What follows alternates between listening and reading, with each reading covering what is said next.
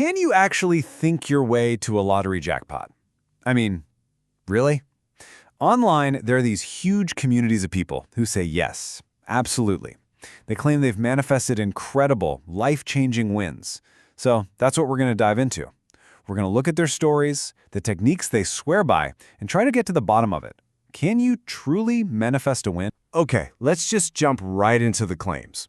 And we are not talking about chump change. This user is reporting a win of $2.5 million from a sweepstakes, plus another $2,500 coming in every single week. That's the kind of scale we're talking about here. And it doesn't stop there. Here's someone who won a 90,000-pound car. But listen to the mindset behind it. I always told people I would win it, and I did. That confidence, right? That absolute certainty. That's the theme you're going to see over and over again. And then the claims just get astronomical.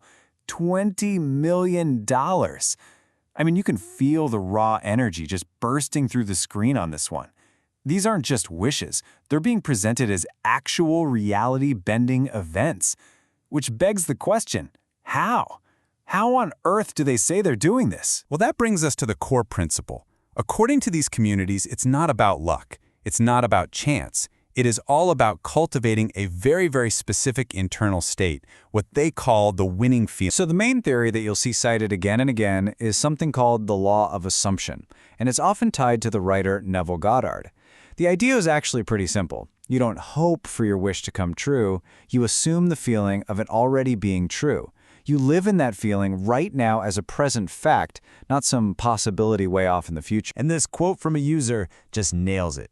This is from someone who claims to have won multiple times. And they say the key is to completely get rid of the question of if. You have to shift your whole identity. You're not someone who wants to win anymore. You're someone who is the winner. And this is the most crucial distinction they make. It is not about just wanting something really, really badly. In fact, a lot of users say that intense wanting actually works against you because it just reinforces the feeling of not having it. The goal is to move from desire to knowing. It's a feeling of relief, like, phew, it's a done deal. Okay, so if that's the big idea, what about the practical steps? Let's take a look at the actual repeatable process that people claim to follow. Across all the stories, you see the same 5-step process emerge. First, you have to set a crystal clear intention. Second, you visualize the end result, not the messy middle, just the finish line. Third, you have to embody the feeling of having won. Fourth, you start to act as if it's already a fact in your daily life. And finally, number 5, the one many say is the hardest part. You have to let go and trust that it's done. And people get really specific with these visualization tools. I mean, we're talking about folks imagining that classic photo op holding a giant check, or even making props like photoshopping their own winning ticket and looking at it every day.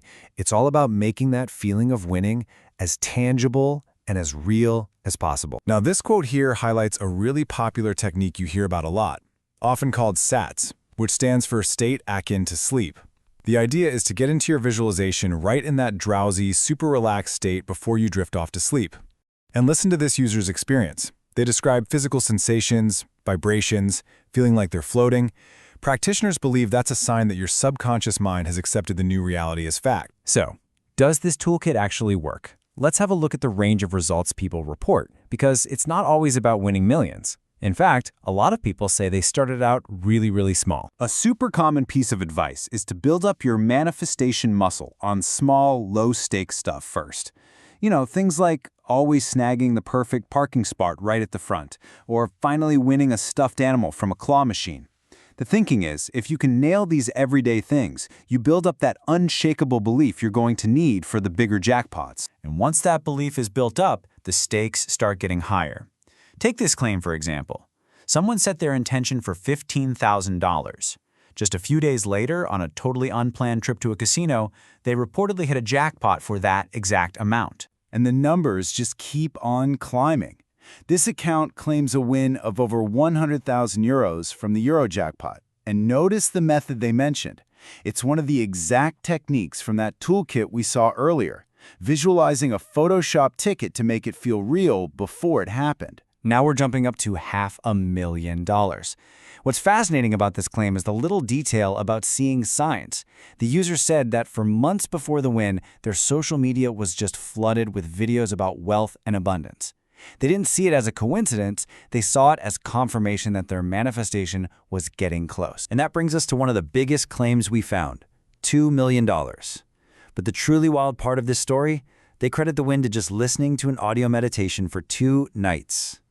And then, they say, the win materialized on the 3rd day. Of course, it's not always presented as being that simple. The forums and comment sections are filled with discussions about the challenges, specifically how to deal with those nagging little questions of how is this going to happen and when is it finally going to arrive. So practitioners talk about these two opposite mindsets. On one side, you've got forcing it, worrying, doubting, obsessively checking for results. They say this just screams, I don't have it yet, to the universe. But on the other side, there's active faith, trusting the timing, letting go, getting busy with other things. And weirdly, a common thread in these stories is that the win often shows up only after the person has completely forgotten about it. But what do you do about doubt? I mean, it's a natural feeling, right? This user acknowledges getting super frustrated when things weren't happening. But according to them, the key wasn't to ignore those feelings. It was to acknowledge them, let them pass through, and then get right back to the feeling of already being a winner. It's about persistence, not perfection. Now here's where things take a fascinating turn. In these belief systems, you supposedly get exactly what you assume, which means if you're not specific enough, you can end up with some, well, let's just say unexpected results. And this story is the perfect example of that. This person focused on the feeling of having a new electric SUV in their garage. And they got it as a loaner car, right after getting into an accident with their own vehicle.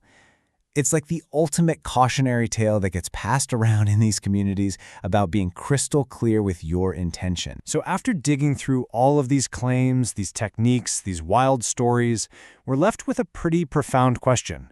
These accounts all suggest that our inner state can fundamentally reshape our outer world. But it's all mixed up with belief and focus, emotion, and just how we interpret things. It leaves us to wonder, where does the line between a powerful mindset and a force that actually changes reality, where is that line drawn? What do you think?